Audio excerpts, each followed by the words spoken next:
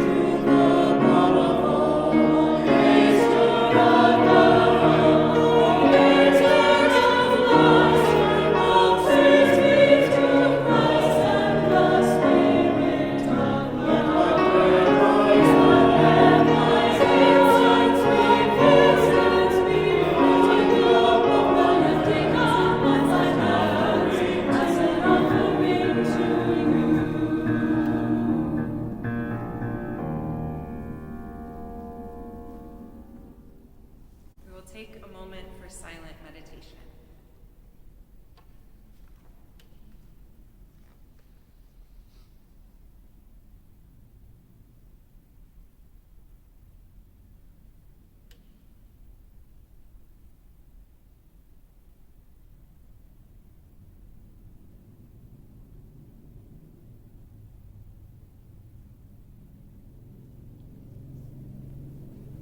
May our prayers come before you, O God, as incense.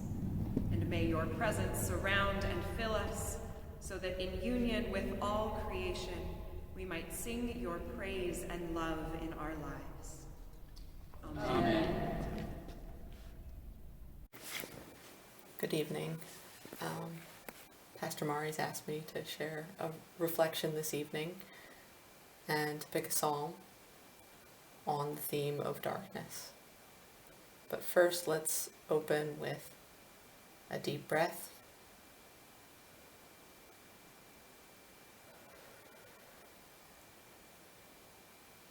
And prayer.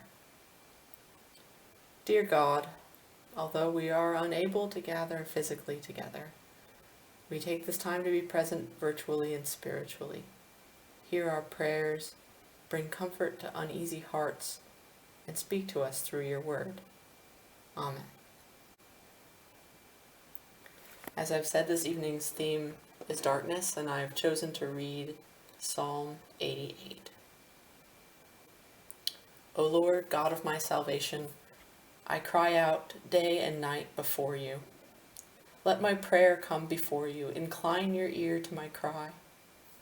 For my soul is full of troubles, and my life draws near to Sheol. I am counted among those who go down to the pit. I am a man who has no strength, like one set loose among the dead, like the slain that lie in the grave, like those whom you remember no more, for they are cut off from your hand. You have put me in the depths of the pit, in the regions dark and deep. Your wrath lies heavy upon me, and you overwhelm me with all your waves. You have caused my companions to shun me. You have made me a horror to them. I am shut in, so that I cannot escape. My eye grows dim through sorrow. Every day I call upon you, O Lord. I spread out my hands to you. Do you work wonders for the dead? Do the departed rise up to praise you? Is your steadfast love declared in the grave, or your faithfulness in Abaddon? Are your wonders known in the darkness, or your righteousness in the land of forgetfulness? But I, O Lord, cry to you. In the morning my prayer comes before you. O Lord, why do you cast my soul away? Why do you hide your face from me? Afflicted and close to death from my youth up, I suffer your terrors. I am helpless. Your wrath has swept over me. Your dreadful assaults destroy me. They surround me like a flood all day long. They close in on me together. You have caused my beloved and my friend to shun me. My companions have become darkness. I know. This is not a very reassuring psalm. It's a difficult psalm. It's a cry of pain without a resolution. And I picked it because I think it reflects how a lot of people are feeling right now. The world today is, for most of us, for many of us, unrecognizable from the world we lived in 3 weeks ago. A lot of us feel as if we're living in darkness. We have very real darkness that we are living in. We're grieving plans that we made that won't come to fruition. We're worried about the health of ourselves and loved ones. Some people are working from home for the first time while also taking care of small children or homeschooling school-aged kids. Others aren't sure when they'll be able to return to work. Some people's work has become more chaotic and treacherous than before. Grocery store clerks and delivery people. And of course, we can't fail to mention the doctors and nurses who are at the front lines of caring for the ill at this time. And I think the reason this psalm spoke to me is because in a time like this, there's a well-intentioned impulse to say, it's okay, we can handle it, everything's going to be all right. You can see this if you're on social media. People talking about how they're going to use this time to write the next great novel or catch up on their Netflix binge watching. You see it in the way governments are scrambling to prop up the economy and try to restore stability to the stock market, or even considering measures to reopen businesses as quickly as possible. We want to get back to normal, or we want to treat this like it's an extended bonus vacation. But that can make it very hard for people who are struggling right now. People who aren't being super productive, who are wrestling with anxiety and fear, who have loved ones who are very ill, and it can make them feel as if they're doing something wrong. And I think that's why this psalm spoke to me, because it doesn't try to paper over the reality of the psalmist's pain. It's this very raw, very human expression of grief, loneliness, and anger. This feeling of being abandoned and shunned, even by God. There's no false hope here. There's just this darkness, this pain. But I said I also find it comforting. And here's why. Because when I think about the psalmist feeling this way and writing these words, and when I think about my own moments of anger or grief or despair in this time, and believe me, I have felt all of those things, I realize something is very, very powerful that's being said through this psalm. The first is, I'm not alone in having these moments of darkness. Not here in the present, or, where there are lots of other people who are in my position or in positions even worse than mine, but also across human history. Part of the human story is that we have to grapple with times of loss and uncertainty. We are frail, we are fragile, we don't have perfect control over the situation, over what is happening to us. And it's not just the psalmist writing this thousands of years ago. This psalm is in the Bible because over those thousands of years since it was written, people have found meaning in it. They have found something that stirred in them that said, yes, I recognize that experience. So that was the first thing that gives me comfort, that I'm sharing these feelings with other humans, with other people. And the second is that God accepts these emotions. God accepts this prayer.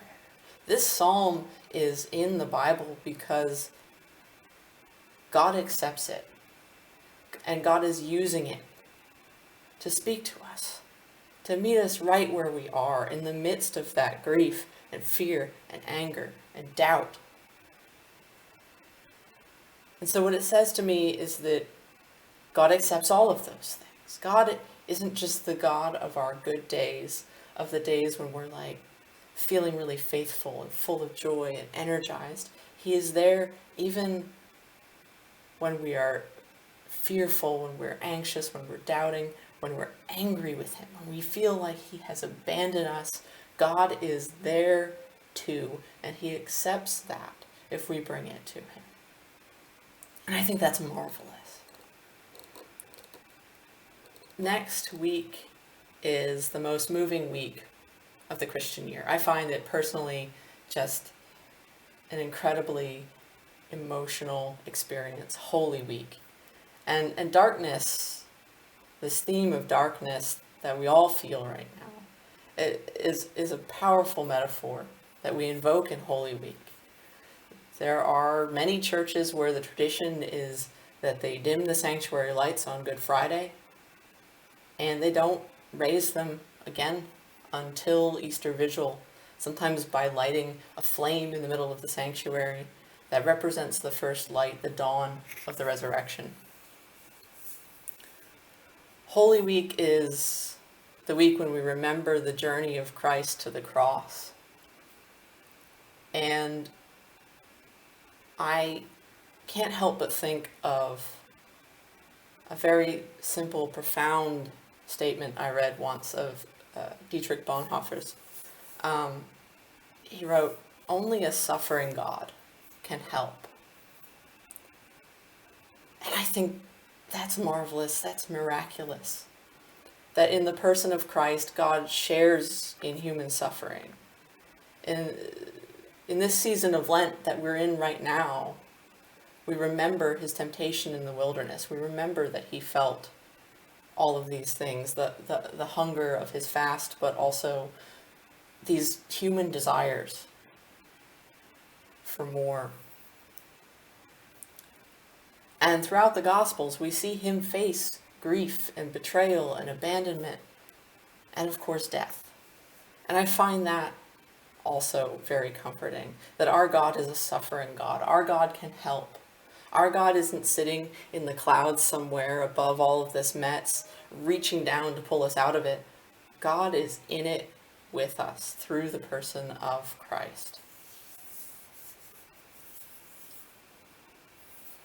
And I do think that now more than ever in darkness, when we are all in darkness, we're called to be signs of that presence of God to each other. And I know that's not always easy. It's especially not easy when we're struggling ourselves.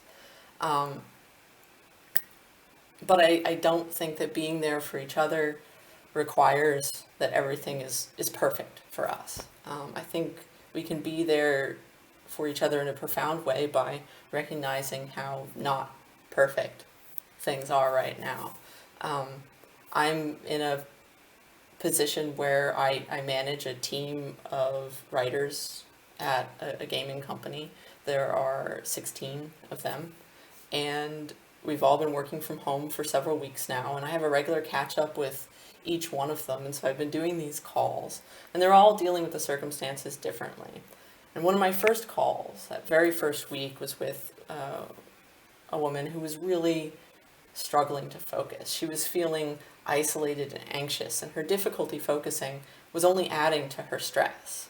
She was worried that she wasn't getting enough done, that she should have been functioning better in this situation. And I didn't tell her not to be anxious. I told her that we were all anxious. And it was true, because I've been talking to everyone on these calls, and everyone had different reactions. Some people were more anxious than others, but everyone had this fundamental acknowledgement that this wasn't a normal situation. We all had obstacles that we were facing, obstacles that were interfering with our ability to focus on the work. And that's okay. That's okay. No one here is able to give 100%. No one's asking for more than you can give. And a couple of days after we had that talk, we followed up, and she said she was doing much better, because it was just reassuring to know that she wasn't alone in this. We are not alone. We are all sharing in this difficult time. We're not alone. We're in this darkness together. We're part of a human story, a church throughout history that has always faced difficult times together. And we're not alone because God accepts our fear and pain, and He is here with us in the midst of it. Through His Son, He knows what it is like to walk in our shoes.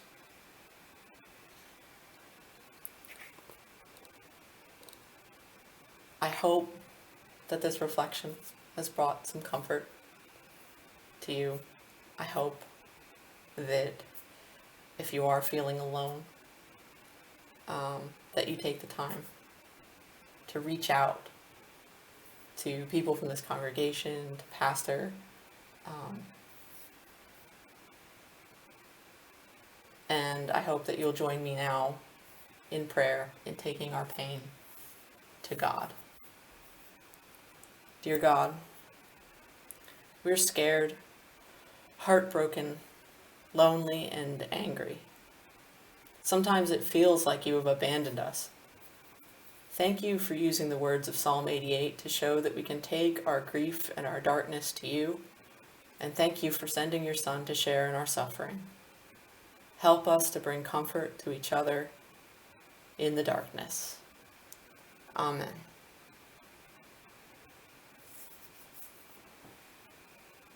Again, thank you all for listening. Thank you to Pastor Mari for inviting me to speak. To Rachel for doing the video magic. And let's resume with the Holden evening prayer. At this point in the service, we would normally pass the plate. But as you are not here and I am here by myself right now, we ask that you continue to support the ministry of the American Church in Berlin by giving online. The fact that we can't meet in person doesn't mean that bills disappear or salaries stop getting paid, or that the ministry of this church is put on hold. We are still doing the work of God, and we still need your support. So please, you can find in the comments on this video and in the caption on this video a link to our website where you can donate via PayPal or through bank transfers or whatever is easiest for you. We don't want to put a burden on you either in this challenging time, but whatever you can give, we could really use. Thank you for your generosity. An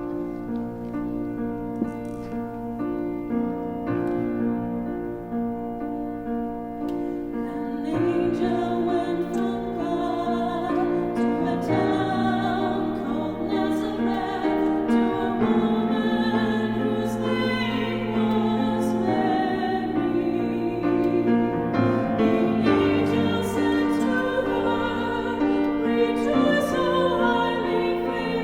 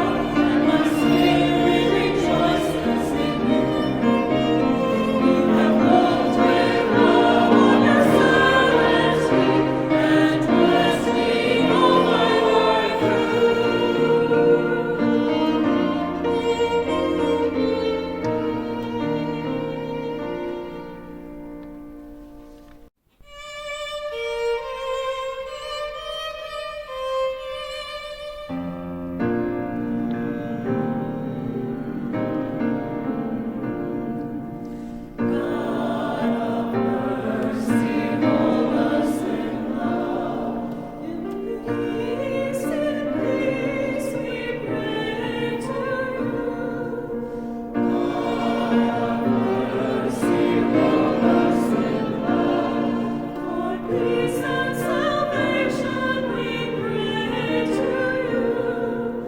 God of mercy, hold us in love. For peace between nations, for peace between peoples. God of mercy, hold us in love. For us who are gathered to worship and praise you. God of mercy, hold us in love. For all of your servants who live out your gospel. God of mercy, hold us in love. For all those who govern that justice might guide them. God of mercy, hold us in love. For all those who labor in service to others. God of mercy, hold us in love. Grant weather that nourishes all of creation. God of mercy, hold us in love. Keep watch on our loved ones and keep us from danger. God of mercy, hold us in love. For all the beloved who rest in your mercy. God of mercy, hold us in love. Help us, comfort us all of our days. Keep us, hold us, gracious God. Great and merciful God, source and ground of all goodness and life, give to your people the peace that passes all understanding and the will to live your gospel of mercy and justice. Through Jesus Christ our Lord. Amen. God, remember us in your love and teach us to pray.